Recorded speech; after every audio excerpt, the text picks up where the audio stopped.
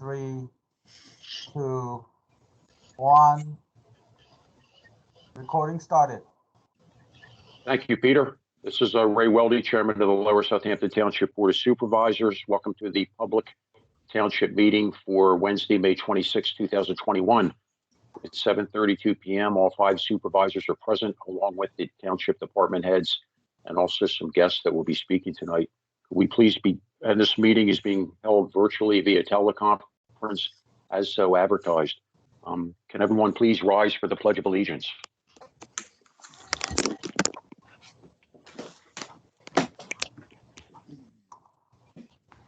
I pledge allegiance. Pledge allegiance to the flag of the United States of America, to the republic for which it stands, one nation, under God, indivisible, liberty and justice for all. Thank you.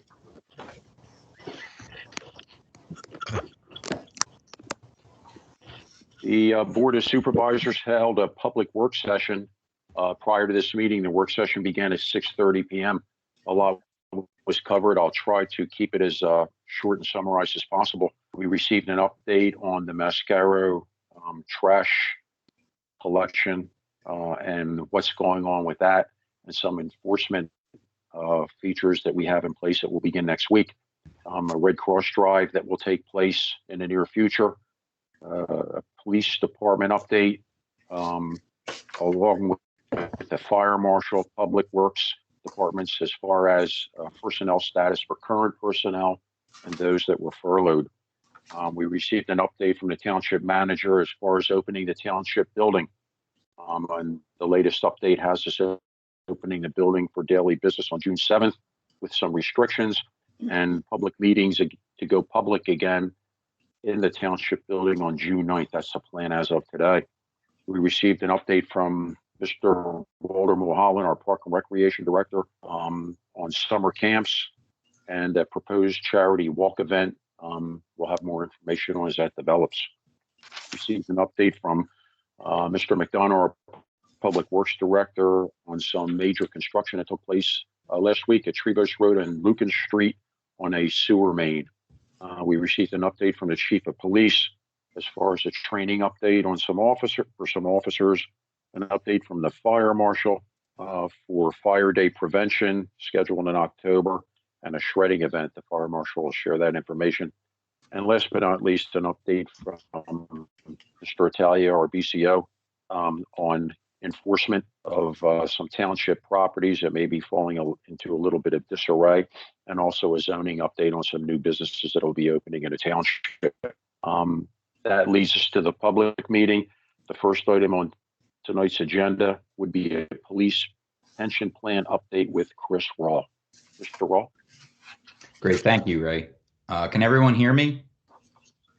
I think so. Okay, Yes. Great. Thank you very much for allowing me to present this evening. For those of you who don't know me, my name is Chris Rawl. I'm the investment consultant from Morgan Stanley for the Lower Southampton Police Pension, Lower Southampton Non-Uniform Pension, and the Lower Southampton 457 plan. The vast majority of my comments tonight are going to be on the Lower Southampton Police Pension, with a couple ancillary comments towards the non-uniformed and 457. Hopefully everyone received my packet in advance. I'm really just going to be focusing on page 1 of the 40 pages. The remaining 39 pages are for your edification after the effect. I've included a couple of different most recent quarterly summary, as well as some economic outlooks, but we'll focus most of our attention on this first page for the majority of my comments. I thought first it would be nice to go through a brief walk through history. So what I did is I've laid out the chronological returns by calendar year, along with the year-ending balance of the Lower Southampton Police Pension. So as you can see, in 2015, there was a negative 1.4% return for the plan. Ending balance was 12.1 million. 2016, we were up 7.4. Plan ending balance was 13 million. 2017, we were up 13.46 with a $16.1 million ending balance, year-ending balance. 2018, negative 4.5. So we retreated a bit. In 2018, we ended the year at 15 million. 2019 was a great year. We had 17.5% return, rebounded to $18 million. And then 2020, last year, we closed out with a 9% return, ending the year at 19.2 million. Through the first quarter of 2021, we're up 3.64%, and we've ended that quarter at $20 million. So although the second quarter isn't finished yet and the official reports and data aren't published yet, just prior to this meeting, I got onto the website, and as of yesterday's close, the police pension plan was at $20.8 million. So over the course of the past 6 years, we've risen from 12 million to just shy of $21 million for the police pension plan. With regard to our asset allocation across that $20.8 million as of the end of the Q1 2021, our diversified equities were at 64.5%.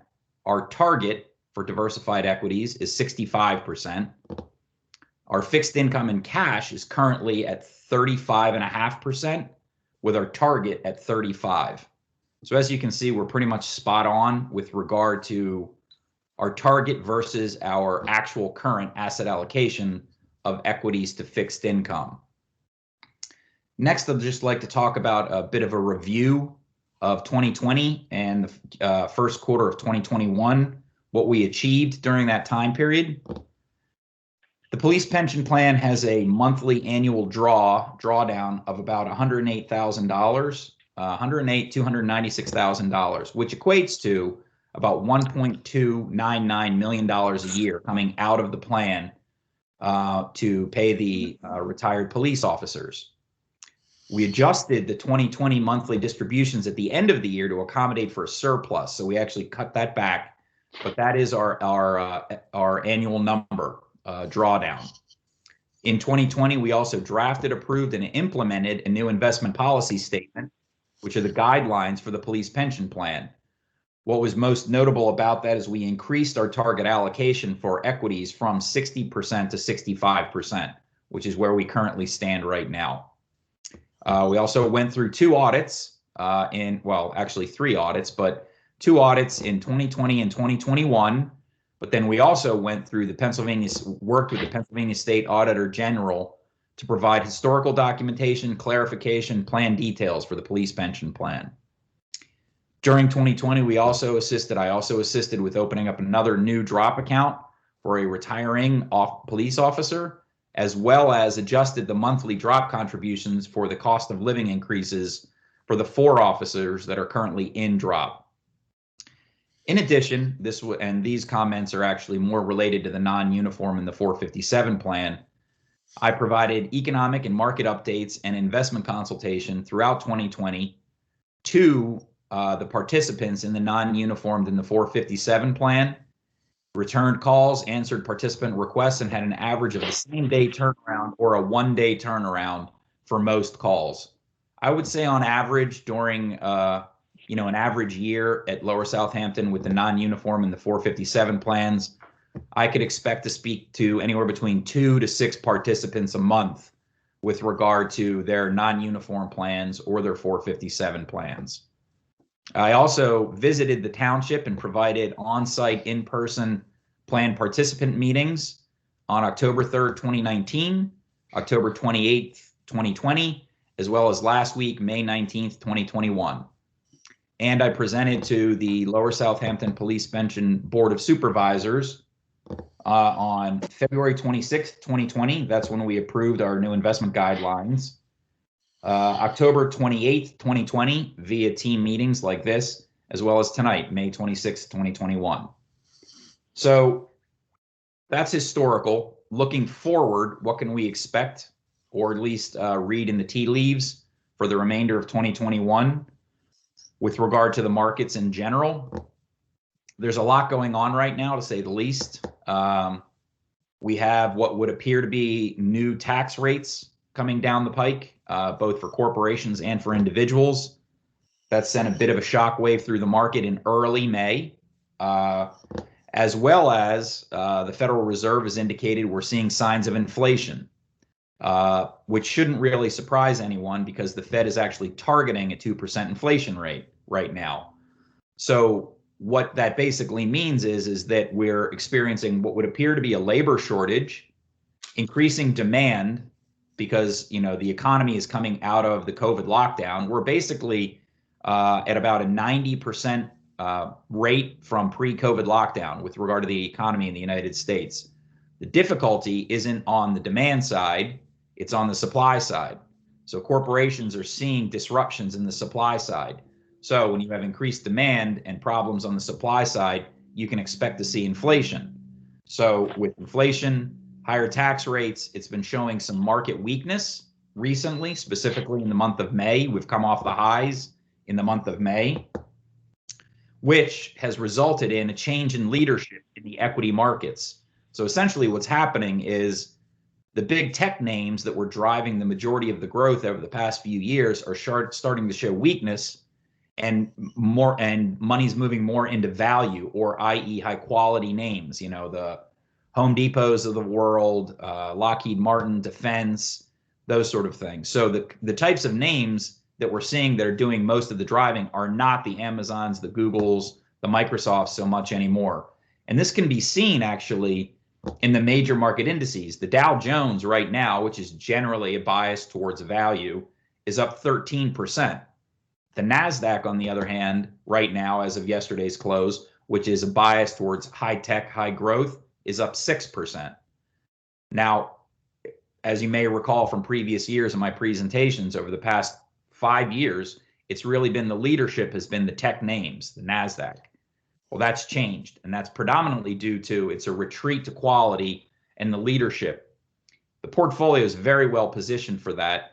Generally speaking, American Funds is a value shop. They do have exposure, obviously, to growth names. We're seeing that in the performance of the portfolio. However, the vast majority of the holdings are positioned for defensive posturings in difficult markets. Morgan Stanley is also calling for a potential 10% correction in 2021 from the from the sort of the risks that I just went over. But even with a 10% correction, if it happened tomorrow, would still be in positive territory with the major market indices. So with that, I'd like to open it up with questions and provide some time to answer any dialogue that may be. Chris, could I just ask you a question about unfunded liability for the police department? Could you address that? I'm not sure if everyone's familiar with that. Unfunded liability, well, that's a little above my pay grade. So I guess basically what you're saying is, I guess it's more of an actuarial number, right, but the unfunded liability has been improving dramatically over time. Okay. And doesn't that refer to if everyone went out on pension at one time, could our pension system withstand it?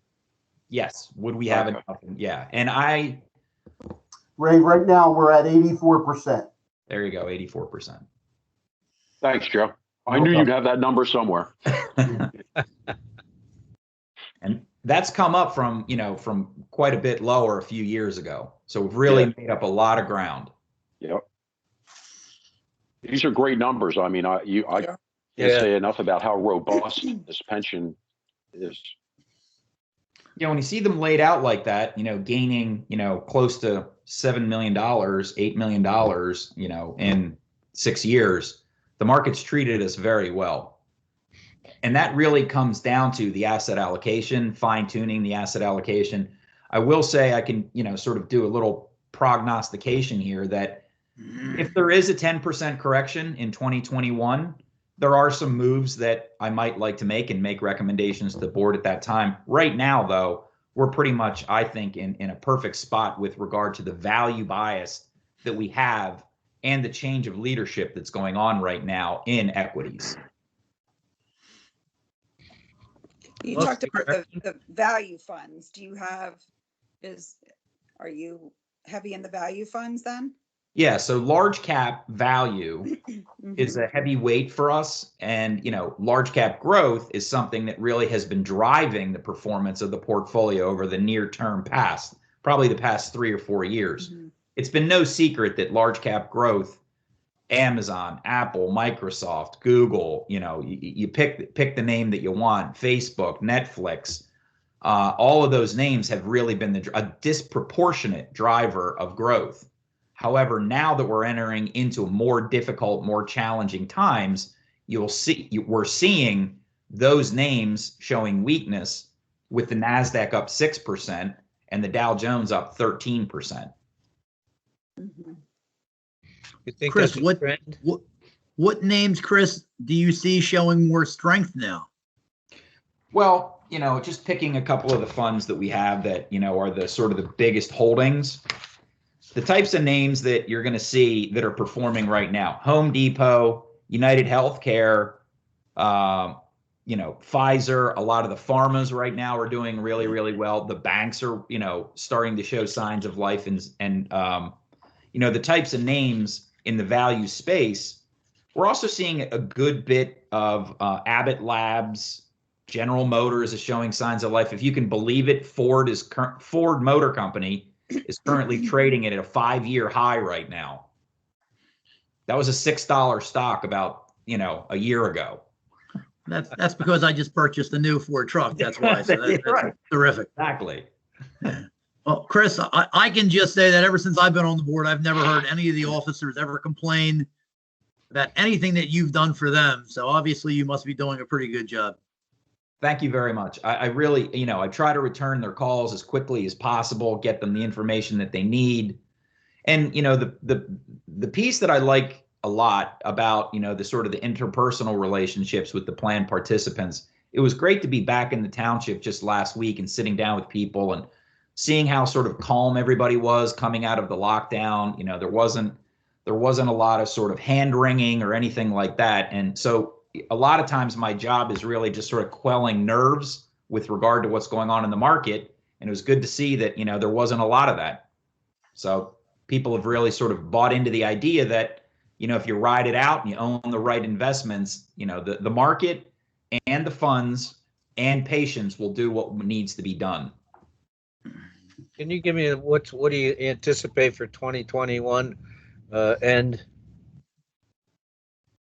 2021 is going to be a tricky year. It's going to be the unrolling, the unveiling of these tax rates. I think that that's going to send a shockwave. I think if the Fed raises interest rates, that could be problematic, Ed. And I think that, to put a hard number on it, if we ended the year in a high single digit or, 8%, 10%, something like that, I would call that a win, because you've got some great tailwinds, but inflation and tax brackets can really kind of rattle the nerves. I mean, I don't know whether or not you've seen some of the numbers, but it's possible that capital gains rates could almost double. Now, that could be for the highest wage earners in the United States, but they're talking about reducing the lifetime exemption from 11 million to 1 million. Generation skipping tax is potentially going to be eliminated. Stepped up cost basis is going to be potentially eliminated. So there are a lot of areas where the IRS could really start to, generate some nice revenue to help pay down the debt, which is problematic, because if you're going into 2022 and all of the excess demand that we're seeing right now from coming out of COVID, if all of that starts to wane, then you've got this gigantic deficit and debt sitting there. That's the problem. I would say high single digits, Ed, potentially, low double digits. Yeah, what do you see for the future with all the debt that's coming through from Washington? What's going to happen with our kids and grandkids? Where's that money coming from? What do you think? I think that they're going to go after corporations. Corporations are probably going to see some of the biggest rate hikes. So corporations for sure. Repatriating funds from outside the United States. I believe that 2022 is probably the most problematic year that we're going to experience in the recent past. I mean, if you just look at my chart, we haven't had a negative year in almost 4 years. Yeah, true. Right. So, you know, if we have a positive year in 2021, it would not be unheard of for 2022 to be a negative year. And quite honestly, in those years, that creates some of the best buying opportunities that we get. Well, the taxes are going to be come back to us anyway. You know, at some point, we're going to be paying for them. Right. Kids, grandkids, and some of us, you know. Yeah. I have Some a of the ones may not be here, but, you know, we'll take their chances. Yeah. I have a 15-year-old and a 13-year-old, so I really would like to see us make a concerted effort to get that debt down, because that bill eventually has to get paid. Yeah. Yeah. And with the change in tax liabilities for all of us, that's going to be a lot of difference. Yeah. Yep. Yeah. Big For sure. difference. For sure. Yeah. I did attach to my presentation tonight at the very end some of our most recent sort of economic thoughts. So if you want to put yourself to sleep, feel free to dive into that one. Yeah, it's a very Is that good. this on the markets thing? Yeah, that's You the gave one. us? Mike Yeah. Wilson. Yeah. Yeah, there was some good stuff in that. There is. Yeah. Yeah, if I can't get to sleep, I'll take a look. You know. Well, Chris, thank you for the update, and thank you for working so hard and more than fulfilling your obligation to the officers and the non-uniform employees. Really, we're impressed. Thanks, you very much. Chris. Good job. Thank you very much Thank to you. everyone. And if there's any questions, just reach out to me anytime. And, you know, and if I don't speak to everybody or anybody, have a great Memorial Day weekend as well. You too. also. Thank you. Thank you. Chris. Thank you very much. All right. Thank Bye-bye. you. Next up on the agenda would be public comment. The public was invited to send any questions in via email to the administrative wing of the Lower Southampton Township. Joe, is there any questions to be read into public comment? Yes, there's two for tonight, Board Chair. Okay. Colleen Ero from 325 Eastwood Avenue. Hello, the current situation with Mascaro trash is concerning for the majority of the people in the township. We understand with the pandemic, they're short-staffed. However, the trucks are now only periodically picking up some trash, and some weeks they're behind schedule, skipping houses, as well as leaving trash on the roads. We have been patient and understanding, but Mascaro needs to solve their operational issue. What will you do as a township council to hold them accountable, or can you search for other companies? Next one.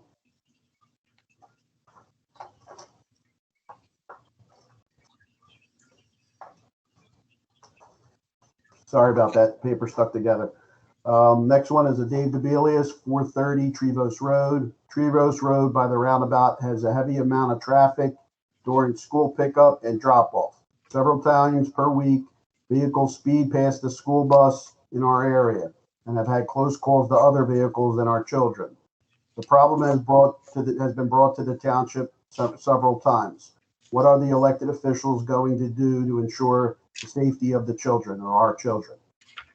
That's all for tonight. Thank you. Joe, are you going to address the Mascaro update in the manager's report? That's in the manager's report. Yes, sir. Okay, thanks. Hey, Joe, And can I guess ask the one chief- question about the Mascaro thing? How many complainers do we have in that process? I mean, is it 50? Is it 2,000? Is it 15? Do you have any feel for that at all? You know, my sense about Mascaro, he's the low bid, and if we kick him out, we're going to have some significant additional costs, possibly anyway, with new vendors. And I'm just curious whether we have just a few people that are concerned about it, or is it the entire township? And I look at my own street, and I think they've done a pretty good job. You know, I mean, it may have been slow, and they're hard to get new employees, and for them to suffer at that point, I just don't think it's fair, unless, you know, we got 2,000 people, you know, ringing the phone every day trying to figure out this bad service that we got or didn't get. Sorry. Okay. And if you wanted me to respond, all I could say is on it depends on a given week. It can be sporadic. You may get 5 in a given week, and there may be weeks where you may get 30 or 40 calls, and it might be a whole development that was missed. So they're different times at different dates, and that's the problem. I did speak, and I'll go back into the manager's report. I did speak with JP Mascaro actually this Tuesday, and I did meet with him outside the building, and we had a frank conversation about the letter that went out and basically the needs of the community. So, you know, they're certainly going to reshuffle their drivers from other areas and assign them permanently to this area, allegedly, so to try to resolve the circumstances that we're having. But unfortunately, you know, we have the deadline's in place. And what we're going to be asking for the residents is that if they have a complaint, that they go to administration at LSTWP.org, email us their name, address, and a picture, you know, hypothetically to have a picture with it, speaks volumes. And then we could notate it there and then reroute it to Mascaro formally in another email. And therefore documenting that and giving them the stipulated time of X amount of hours to correct the issue. And then if they don't correct the issue, then we would implement the penalty on a monthly basis. Basically, we pay them on a monthly, and then we would deduct from it on a monthly basis. So we did have a conversation, and I'll go over it in the manager's report. But since you brought it up, you know, I just wanted to answer your question, sir. Thank you. And That sounds reasonable to me, but it's just concerning if we're chastising a major vendor with a few things, a few complainers. Sorry, go ahead. Sorry. No problem, sir. I'd like to add to that, which is in the minutes from the last meeting for the residents, that the SWIP committee made that decision to penalize Mascaro with under the contract, holding them accountable by their contract. And that SWIP committee, which was Lower South, Northampton, and Upper South, we made that decision to do that. And the township, each township individually put that letter out to Mascaro. So just to recap from the last meeting, which it's all in the minutes. I remember the last meeting, but I was more concerned with how many complaints are we getting? Ed, all you have to do is drive around our township and see all the trash left out on the streets after the trash day passes.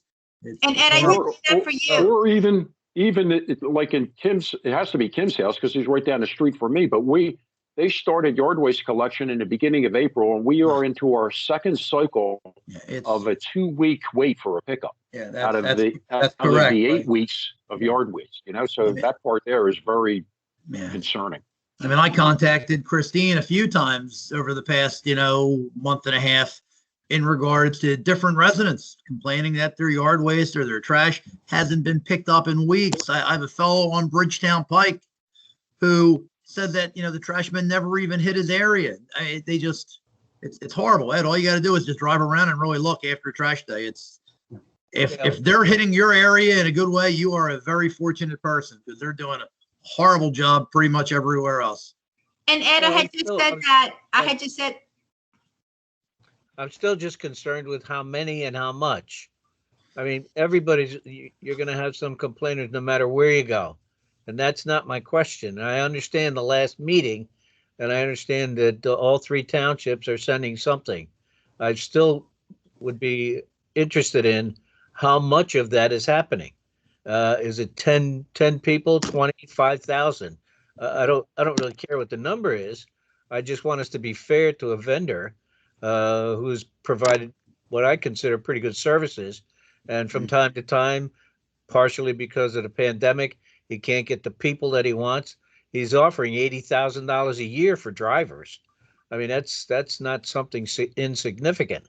And my sense is that he's spending the money to get the job done, and he's having issues. And it's like closing a restaurant. Once you close a restaurant, well, you can't get good people after that. And I think Pat has been trying his damnedest to get good people. I mean, $80,000 to drive a truck, that's pretty significant. In addition to that, the guys that are throwing the stuff in the back of the truck, that's significant also. So, he's got a contract that he didn't anticipate the pandemic either. And I just don't want to be unfair to somebody. If we've got a few complaints, that's going to happen no matter where we go. I mean, if we've got 10,000 complaints, that's a whole different deal. Well, And that's I would more, say, that's Ed, more what I would like to hear about. That's Ed, all. I'm sorry to cut you off. I'm sorry. That's okay. All I would say is that it just that there's times where you have different developments where they're totally missed, and it may be just all refuse, but yet recycling got picked up. It might be just all yard waste in a particular area. It's kind of sporadic on any given day. I do think that, maybe in the first year, you're talking 3 years ago, the first year was kind of their grace period. COVID did hit. Now it's kind of, and this might be a new world order type situation. They are having difficulty, but they still have to throw the resources to get the job done because their competitors are getting the job done. They realize it. And in my discussion with him, this may reawaken what they have to put their needs behind and effort behind it to get the job done for these 3 communities. So I don't think we're totally out of line. I think we've probably been more than fair with them, and they've probably been more than fair with us. But I would say now is the time to perform. And and talking with the gentleman, like I said on Tuesday, I would say if it doesn't pick up in this next week or so, the penalties are going to be there. So, and it's not just going to be this one specific township, it's across the board. You're talking 3 communities. So it's more than just, the average person, let's say resident Joe Galdo that's there calling every week complaining. You have more than that. Sometimes you do have a development that was missed. And so we're trying to correct the situation. I think they've been fair. I think we've been more than fair too as a township. And yeah, there is some, let's say it this way, with SWIP-SWAC, you are saving dollars. And each year this township has saved probably $244,000, $254,000. It's in my budget presentations where we have saved, and that particular fund is more robust. And matter of fact, for the last 2 years, we haven't had any recycle costs yet. Other townships have had to have increases because of recycling costs. This township has not. So part of that is the savings because of SWIP-SWAC. But if we change in this model and you do go to a different vendor, you may have to be paying a slightly more, more a year for that. And maybe it's not 300, and maybe it's 350 for next year.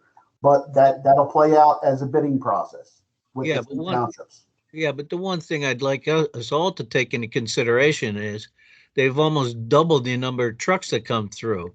One comes through and takes the garbage, the other one comes through and takes the recyclable.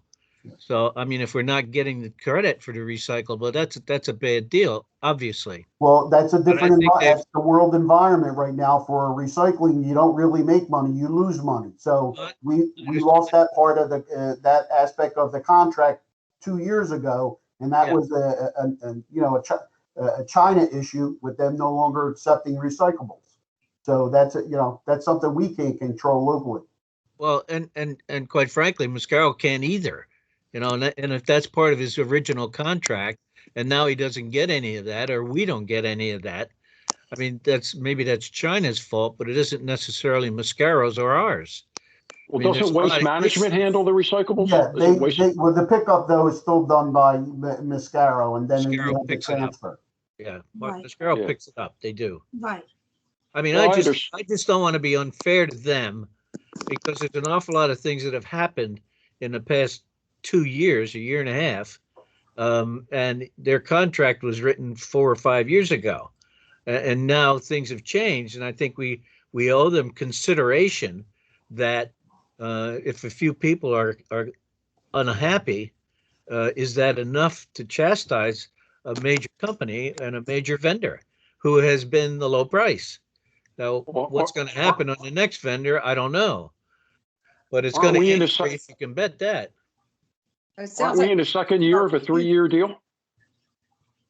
I think it's longer than that. I don't know exactly, but I'm pretty sure it's longer than 2 years. 3 years. Each one is a separate component. 3. I thought we just separate component. I believe, to my recollection, the next one up is the regular refuse component. I'd have to double check, but I'm just speaking off the hip. Yeah, All right, Joe. I'm not sure what that means, but anyway. All I right. just don't want us to be unfair to a good vendor because of a lot of circumstances that he can't control, nor can we. Well, the reason why I mentioned the minutes was, Ed, for the benefit of the residents, if they wanted to go and see, you know, the discussion that we had at the last meeting. And I could tell you that the SWIP committee looked at everything. I mean, we had a long meeting. It was, as I mentioned, it was productive, and we looked at everything. Well, can you tell me how many it was? How many it was that complained?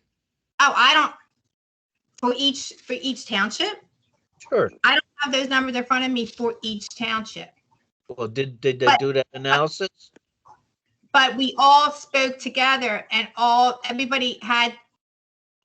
we all talked about the amount of calls that each township had. And it wasn't here or there. And Joe, I know we have a huge binder with all the complaints. And I don't even know if I don't even know if everyone's even contacting the township with their. They're not. Yeah, they're not, Debbie. You're absolutely right. They're not. And I would encourage the residents to please contact officially the township so we can have record of it. It's very, very important. Well, I think it's equally as important to determine how many people complained. That's all. That's all I'm asking. That's what Deb's saying. That's what we're saying. Yeah, exactly, Deb. It's a lot. Yeah, but you're not saying that. Then what is it that you want to hear? What's the number? Well, I don't have it. All right, Joe, what's the number? Well, SWIP It's more than one and less than 1,000. I don't have a binder in front of me right now. No, Right. All I'm saying is that it's different on every given week. Right. Well, I just think it's it potentially is unfair to a good vendor through a lot of things that were not his fault, and those should be considered in order to dump the guy or come up with complaints that are not real. That's all. That's all I'm asking. And give me a number on how many that you think that that's been done with. Is 2, 5, 10 million? I don't know. But what is it? SWIP should really take that into consideration, I think. We did. But if you're going on with 500 people in 100 million, a million people, that's pretty small. Well, But maybe it's you're not. accountable. What is it? But we're giving them a chance to rectify what's going on before we're penalizing them. So they're being given a chance. Well, are they? Yes. Yes. How do we know that? How do we know how many it was? I believe there was even problems before COVID. There has been. There's been problems for years. We need to start actually being fair to our residents now too. Yeah, exactly. And that's what we're looking to do. Enough. Yes. Right. We need to start being fair to our residents. You know, because they're paying for a service and they're not getting it. That's exactly what I'm talking about. We're paying the lowest price we can get because that's the vendor that was in there with that. Right. And I'm saying that's not good enough. No, but they have a contract to provide the service that they agreed to, and they're not. And it's been years, and we're giving them, the what's the word I'm looking for? We're giving them the privilege to hopefully correct their actions. But it's been 2 years, 2.5 years. I mean, like Debbie had said, or somebody had just said, this has been going on before COVID. Yes, I had said that. Yes. Yeah. So I mean, sure. By what degree? I mean, that's easy conversation, but so what? It's easy to complain about somebody, but if you don't have anything to back it up, what's the point? We have to. But okay. What is it? What is it?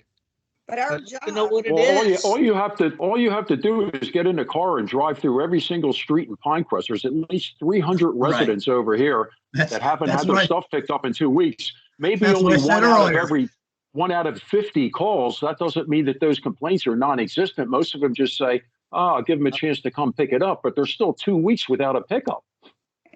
And our job is to make sure that the residents of Lower Southampton are heard, to make sure that their trash is picked up. So Very Yeah, true. and we paid, to make sure that this happens. and we paid our $105,000 a month off last year, even while we were losing $171,000 a month in earned income tax. I mean, we had our back against the wall. We paid our bills. If we only sent in $75,000 a month, do you think they'd be out here picking up our trash? They don't want to hear that from us. I know that. I've been a vendor for 25 or 30 years to government, and I know how it runs. But unless you can come up with some statistics that make some sense, I think it's a bunch of garbage, on our part, because That's a great word too, garbage. Pardon the pun. Exactly. That's right. Garbage is right. All right. I just think if we don't have specific things that they've done, and Well, that's why we're going to try to get that answer, and we're going to try to compilate that, or get a compilation of that answer in the manager's report. Yeah. So maybe we can move on to the consent agenda and get this ball rolling. But certainly, I'm going to give an email address where the residents can make their complaints, substantiate their complaints, and then we could act on it, and the vendor could act on it. That would be very fair. Thank you, Joe. Thank you, sir. That's what I'm looking for, that kind of stuff. Yep. All right, we can go to the consent agenda? Yes, sir. Okay, thank you. Consent agenda is item 1 on tonight's agenda. The consent agenda consists of item 1A, the approval of the minutes from May 12th, 2021. Item 1B, approval of accounts payable, May 26th, 2021. It's item 1C, approval of certain reoccurring monthly bills, May 26, 2021. And item 1D, ratify approval of accounts payable, May 21st, 2021. We would need a motion to approve the consent agenda. Would anyone like to make that motion? I'll make that motion. Yeah, go ahead. Sorry. I'll make a motion to approve the consent agenda. Okay, made by Ms. Cummings, a second. I'll second. Seconded by Mr. Shannon. Thank you. And in these virtual meetings, we do roll call vote alphabetically. Ms. Cummings, your vote? Yes. Thank you. Ms. Kaplan? Yes. Thank you. Mr. Kutsaratus? Yes. Thank you. Mr. Shannon? Yes. Thank you. Ray Weldy, I vote yes. The consent agenda passes with a vote of 5-0. Item 2 on the agenda is discussion and plan for the old district courthouse building. And as a guest sitting in on this, and I'll turn it over to him in a minute after I give an opening, is John Grin. John Grin is, we're lucky to have John on board at the Veterans Advisory Council. John is a Navy veteran, and he's also the chairman of the VAC. This began back around June 26, 2019, 25 months ago today, at a township meeting when we were talking about the Hometown Heroes banners and the veteran memorial garden that was proposed for Playwicki Farm. I brought up maybe that the old district court building, when it was renovated, could be renamed and dedicated in the memory of Sarah Mitchell, a local resident that tragically lost her life back in July of 2018 as a member of the United States Navy. Over the past 25 months, a number of things have happened. The renovations were monitored. They slowed down a little bit during COVID, but they picked back up and were near completion of the renovations. I then approached and spoke to the VAC. I'm the liaison for the Veteran Advisory Council. Spoke to the VAC about the plan for the building, and I asked the VAC if they would support the idea and also support possibly funding a plaque that would be placed at the building should it be approved to be dedicated and renamed. And the VAC wholeheartedly agreed to do that. In April of 2021, I met with Sarah's mom, Betsy Mitchell, and spoke to her for quite a long time. She spoke to her husband, and they are both fully in support of the building being dedicated and renamed for Sarah in some way. So that's the plan. The building looks like maybe it will be completed and ready to be dedicated sometime in maybe July or August of this year. Before I ask the board to do anything about it, though, I'd like to turn it over to John Grin. And John, we spoke about the plaque and the cost and the proposal and what the plaque should be engraved with. So John, if you want to take it from there. Yeah, I sent the township a screenshot of maybe some of the wording. But yeah, we love the idea when Ray came to us with it about doing a plaque. We would try to reach out. We have the funds that we could, pay for this to sort of speed up the whole process. But we would hope, get some kind of community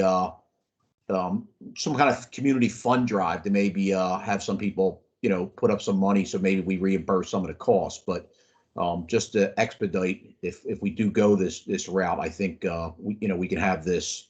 If we go with this, we probably 3 to 6 weeks out and have the plaque done and delivered to us to be placed on the outside of the building.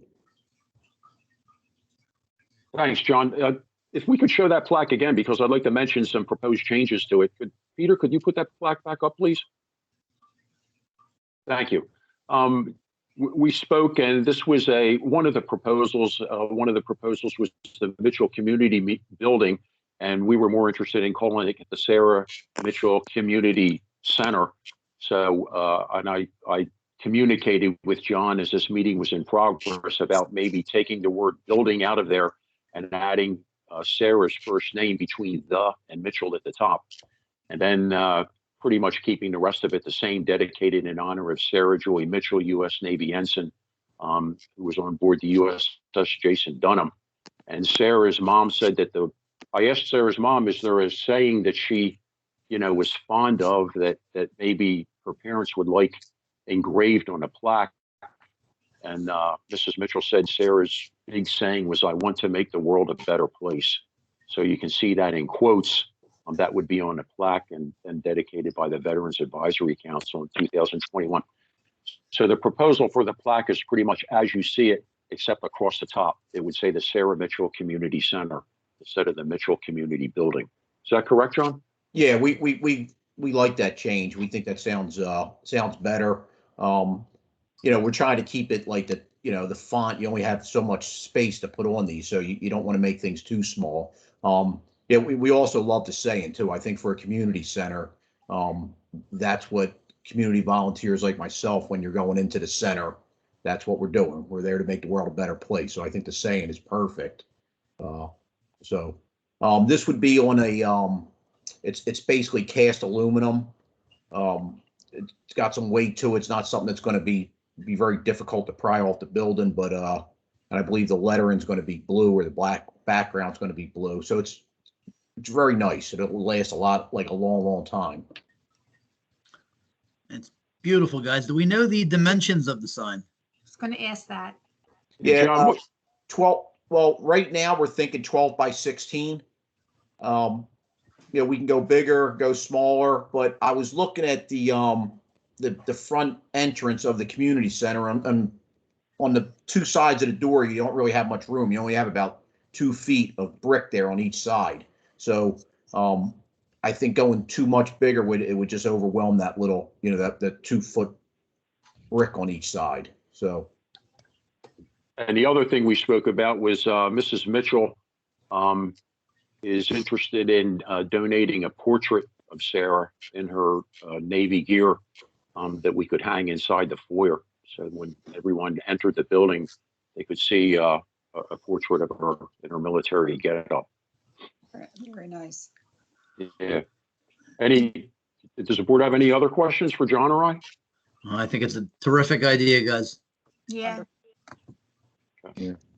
If there aren't any further questions, then I'd like to make a motion to dedicate and rename the District Court Building at 1500 Desire Avenue to be renamed and dedicated as the Sarah Mitchell Community Center. Would anyone like to second that motion? I'll second. Deb Kaplan. Okay, seconded by Ms. Kaplan. Thank you. We'll do a roll call vote. Ms. Cummings? Yes. Thank you. Ms. Kaplan? Yes. Thank you. Mr. Kutsaratus? Absolutely, yes. Thank you. Mr. Shannon? Yes. Thank you. And Ray Weldy, I vote yes. So the motion to rename and dedicate that building at a date that's currently unknown, but in the near future, passes with a vote of 5-0. I'd like to thank the board for their understanding and their patience during this process, and also John for busting it. Even though you're a Navy guy, you busted it pretty good. And I are Army guys, you know. So thank you very much, John, for your hard work in this. And however you would like to get the message out to try to recoup some of the funds, just let us know, and we'll do what we can. Okay. Yeah, we'll have a discussion about that and let you know. Thank you very much. All right. Have a good night. Thank you. Yeah, you too. Thanks. And thank you, everyone on the board. If we can, we'll move on to item number 3, which would be the approval of amendment to T-Mobile's lease agreement. I'll turn this over to Joe. Thank you, Board Chair. Again, this is the county cell tower that's located at 1500 Desire. The permit application, construction drawings, and structural analysis was filed with the zoning services area for review. Again, this lease agreement was entered originally on June 2nd, 1999, with the first restatement being June 3rd, 2015. This would be the second amendment. Currently, right now, we have a yearly increase at 3%. Under this proposal, it would be a 4% yearly increase. Basically, it would be if the commencement date, and that's tentative because there's work that would have to be done. If there was an August 1st, 2021 commencement date, this agreement runs out to 1/1/30/2030, which is a long time in today's world. The amount that the township would be recouping on this would be $100,273.52 over the course of this contract. So other than if Bryce had any comments legally on that, I would recommend that the board approve that for tonight's meeting. Just to confirm, I don't have any additional comments at this time. Joe, can I ask a question? Maybe Mike Italia or somebody. I'm not an engineer, but there's an engineer's at the back of the packet from a place called Qualtech Wireless for T-Mobile about this tower and the proposed changes. It's at the very... I can help you guys out. Okay. Give me a second. Mike, it's on page 5 of that report. It's a result and a conclusion. I don't really they're going to be tend to know anything about they're this, going to be but swapping equipment out. They're going to be, I believe they're upgrading it to 5G. right. But they did some load testing on the anchor rods, and they mentioned this thing about the anchor rods are stressed to 90.4% of their structural capacity. Maximum usage for tower diagonals and legs are 78.3 to 90.4 respectively. So they say it has adequate capacity for the proposed changes. But it seems like the capacity is like maxed out. I don't know. I mean, if you guys are okay with that, no problem. Yeah, we look at the structural engineers report when they bring it in, and a lot of the new equipment is a lot lighter than the old legacy equipment. So we do analyze that before we issue the permits, and that was reviewed before it was sent out and approved. Okay, Mike, you think that that's an appropriate increase on an annual basis? I know it's $100,000 over the period of time, but it doesn't seem to me with the amount of phone calls that are going back and forth and the amount of money that we all have to pay. Is that a good increase on an annual basis? I got this, Mike. I got this. This is actually, it's a county cell tower, not a township cell tower. It's just merely housed here, and basically, we and this is how it's been agreed upon. We basically get a third of the revenue from that. So that's how it was negotiated from back in the day in '99 to now, and it's an increase from 3 to 4%. Could it have been more? Yeah, but the negotiation part is done at the county level, not down at the township level. What's our percentage of that? We get a third. We're getting a third of the revenue coming through there between us and the county. We're getting a third. So it's really a done deal then. We don't have really anything to say about it, right? It's basically a county cell tower. All right. Okay. Yes, sir. Thank you. Thank you, Mike. So do we need a motion then to approve this second amendment to the lease agreement, Royce? Yes, and I gotta double check to see if I would need to sign it, or, let me see. Okay, so based on the recommendations of the professionals, then we would need a motion to approve the second amendment to the lease agreement for the T-Mobile cell tower. Make that motion. So moved, Ray. Kim Thank you. Kutsaratus. Made by Mr. Kutsaratus, second. I'll second that, Ray. Thank you. Seconded by Ms. Cummings. We'll do a roll call. Ms. Cummings? Yes. Thank you. Ms. Kaplan? Yes. Thank you. Mr. Kutsaratus? Yes. Thank you. Mr. Shannon? Well, there's really nothing for us to do about it. It's already done at the county, so, okay, yes. Thank you. Ray Weldy, I'll vote yes. So that motion to Just- approve that second amendment. Ray, just an FYI on that, just in case, maybe it may be best to give me the blessing if I have to sign off on this agreement. Okay, the motion to approve the agreement passes with a vote of 5-0. And I'll add an amendment to that motion and also to have Mr. Galdo sign the agreement as the agent for the township. I'll make that motion. Would anyone like to second that? Deb Kaplan, I'll second. Seconded by Ms. Kaplan. Thank you. Ms. Cummings? Your vote? Yes. Thank you. Ms. Kaplan? Yes. Thank you. Mr. Kutsaratus? Yes. Thank you. Mr. Shannon? Yes.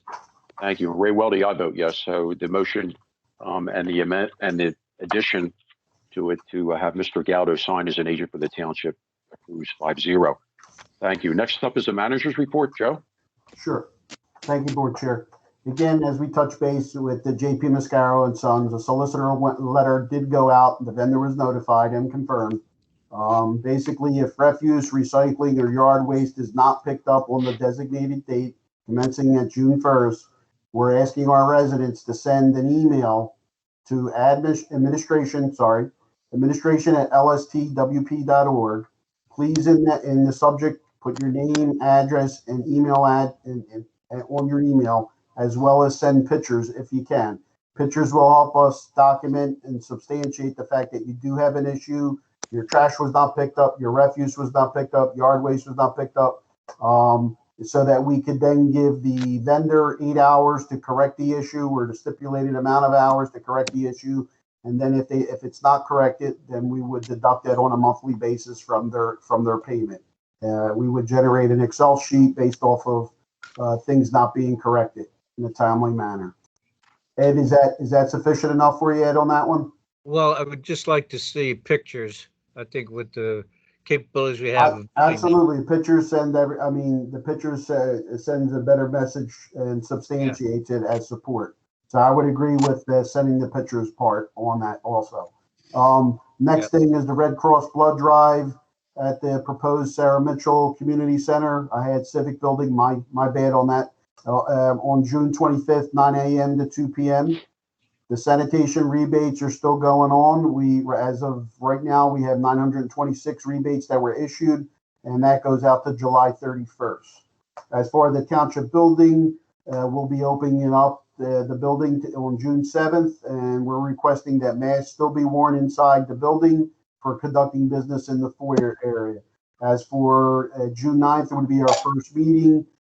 As of right now, we would be asking for the distancing as well as masks still to be appropriate for the meeting. That may change based off of CDC and the Bucks County Department of Health. As far as the manager's report, second page, Peter, the police have a time constraint with regard to a particular vehicle that they're trying to procure. The first vehicle they can no longer get, so they're going to another CoStar vendor. So what they're looking for tonight is the board approval so they can issue a payment to Whitmore Ford for the 2021 Transit 150 cargo van in the amount of $26,600. This is part of our RDA grant, and a check will be supplied to the police for Thursday for the vendor. So we're looking for approval for tonight. Okay, so then we would need a motion to award $26,600 of the RDA money we received, the RDA grant, to Whitmore for 2021 transit cargo van for the Police Department. Would anyone like to make that motion? Can we, does it have to be from this vendor? Or can we do it locally? I mean, we got a Ford dealer right in Feasterville. This is a CoStar vendor, Ed. So with the CoStar, if the local vendor is not CoStar related, Yeah. We would either have to do a bid process or you follow the CoStar vendor, which is vetted at the state level. Correct. So this, to my knowledge, is the vendor the police selected locally or somewhat locally for this particular vehicle that they're trying to procure. Okay. All right. Thank you. I believe it resulted in like anywhere from $11,000 to $16,000 worth of savings being a CoStar vendor. Okay. Right, I'll make that motion. Thank you. Motion made by Ms. Cummings, second.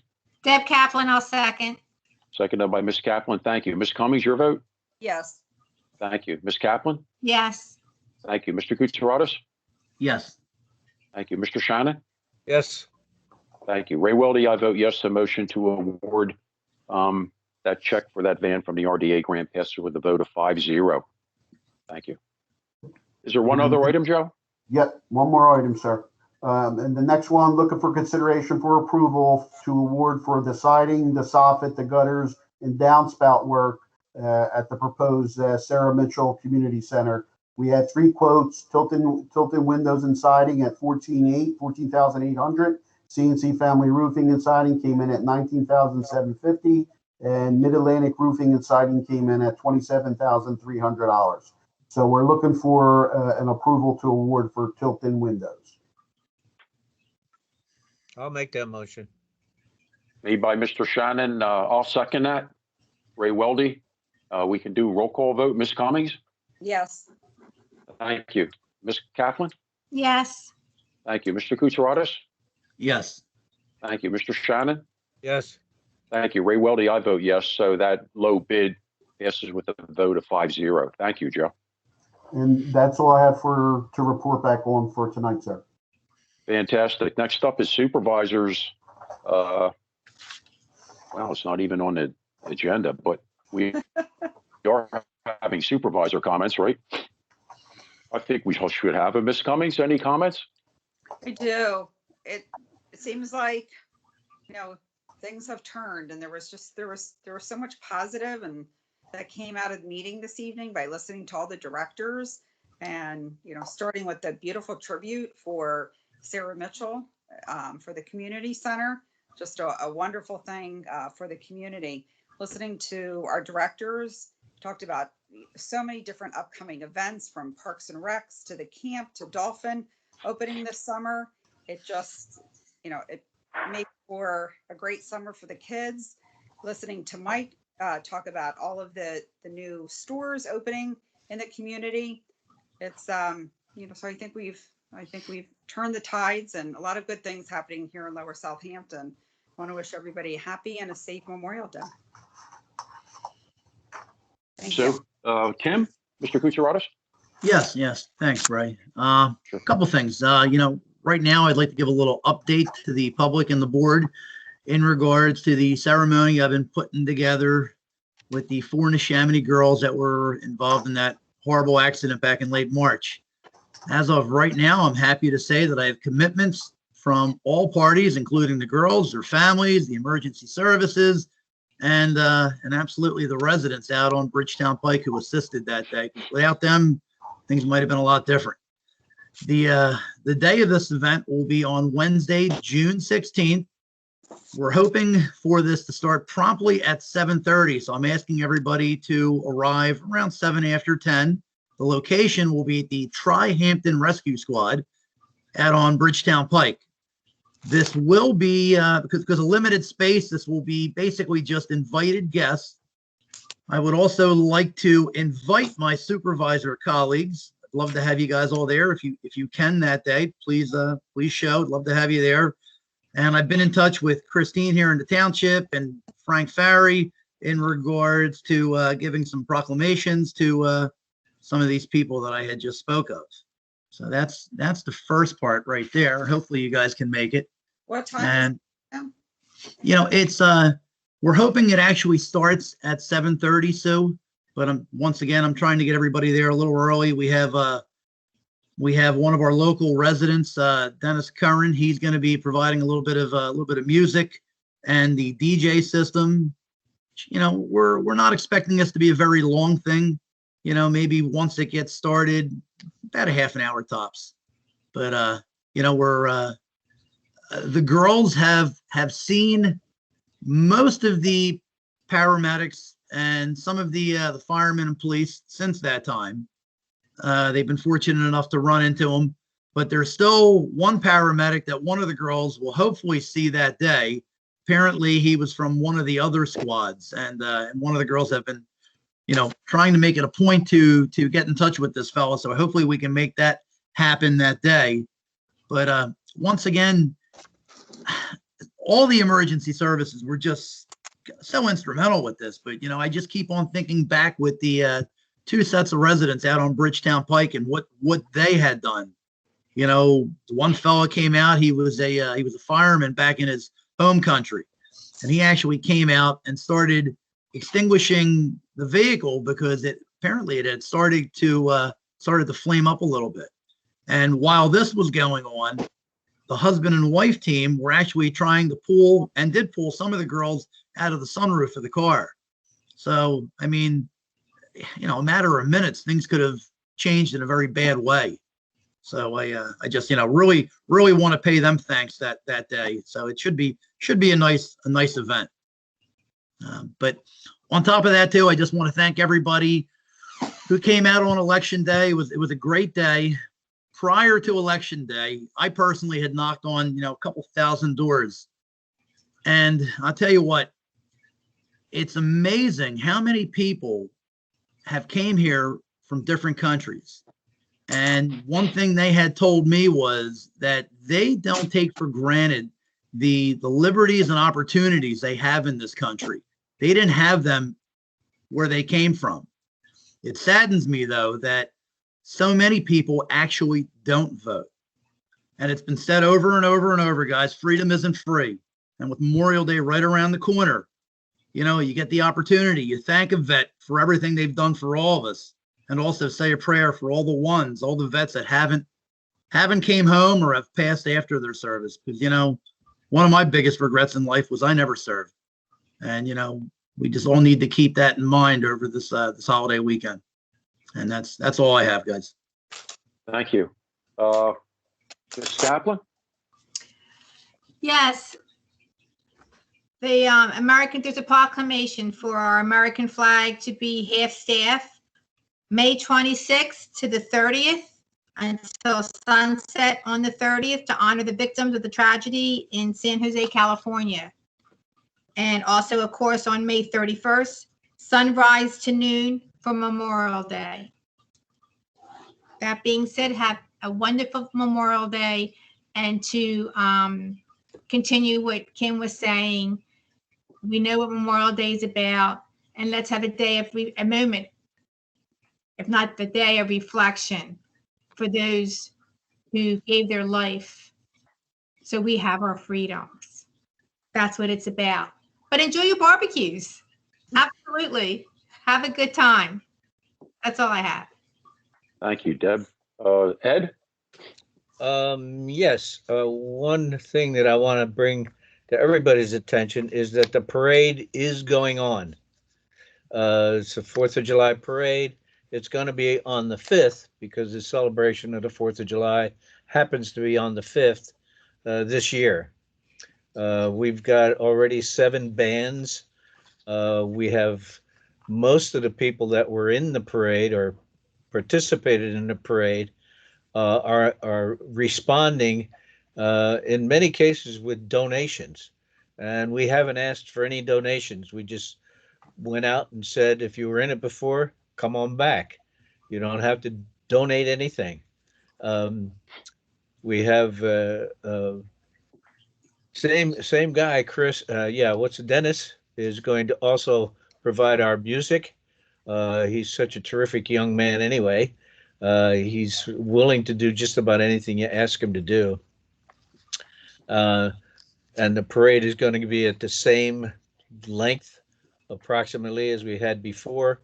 We're not going to have a booklet. We're going to have a listing of all of the people that want to be in the parade and have been in the parade in the past. We're not charging anything. We've got plenty of money in the parade booklet, in the parade cash checkbook. So we don't need booklets, etc. The police chief is going to be leading the parade. The honor guard is going to be a part of the parade. And as I said earlier, we've got 7 bands, and most of the people that were in it before are going to be in it again with no cost to them.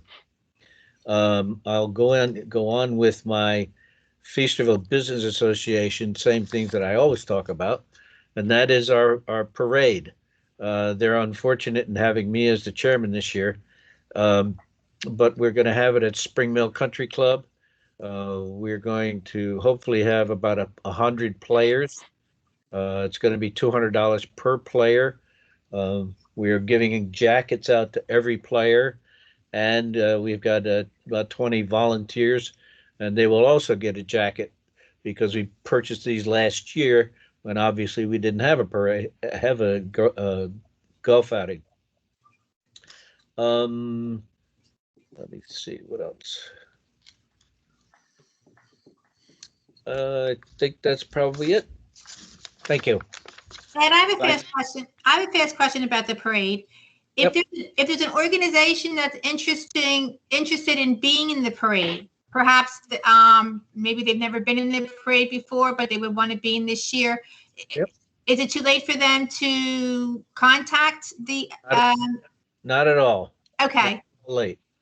We have until June the 7th for responses from people that we've sent letters to say, please come and be in our parade. And again, there's no donation or anything else, although several have offered donations. But we're not looking for that this year.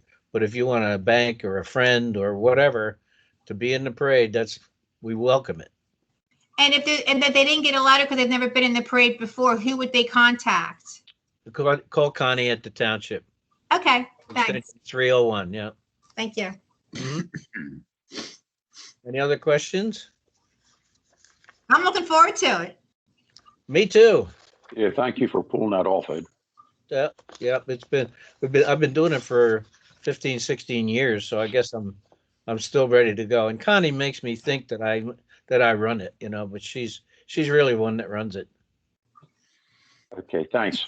Yeah. I only have 2 short things. One is I'd like to thank Mark McDonald and the members of the Public Works Department for erecting the Hometown Heroes banners. I don't know if you've seen them or not, or yet or not, but they were erected by this past weekend along Bustleton Pike, all except 2. 2 of them were unable to be hung due to 2 poles that were damaged in accidents over the winter. So the brackets on those poles were lost. Mr. McDonald has volunteered to go out and get 5 sets of brackets tomorrow. Make sure those banners are hung by Memorial Day, and then we'll have 3 sets of brackets as backup. So thank you, Mark, and it really adds that hometown feel to our town and honors the heroes from Lower Southampton. And the last thing is everyone's mentioned Memorial Day, and other than the hamburgers and the hot dogs and the potato salad and corn on the cob and all that stuff, when you look at the Stars and Stripes, please everyone remember who gave their lives so the Stars and Stripes could fly freely. And that's all I have. So everyone have a great Memorial Day. Royce, thank you for joining us, and have a good evening. We have to adjourn the meeting. Everybody, good night. Motion to adjourn, Ray. Wait, hold on. Motion to adjourn. Motion to Good adjourn. thing I didn't sign off. Yeah. I could have taken over, Ray, not a problem. Debbie and I stopped you. Yeah, we were right there. I was on the red phone button and I almost hit it. Right. So, Janice must have dinner ready. no, she undid the sheets. I have to go to bed. Anyway, if there's no further business, we would need a motion to adjourn. Would anyone like to make that motion? So I'll moved. make it. Yeah, so moved is right. I'll second it. Okay, motion made by and seconded by Mr. Shannon. Ms. Cummings, your vote? think Sue said yes, but she was muted. Oh, I'm sorry. Yes. It looked like yes. Thank you. Ms. Kaplan? Yes. Thank you. Mr. Gutierrez? Yes. Thank you. Mr. Shannon? Yes. Thank you. Ray Weldy, I vote yes. And now the meeting's officially adjourned. Again, thank you, everyone. Have a great Memorial Day weekend. Good night. All right. We'll see it live in person.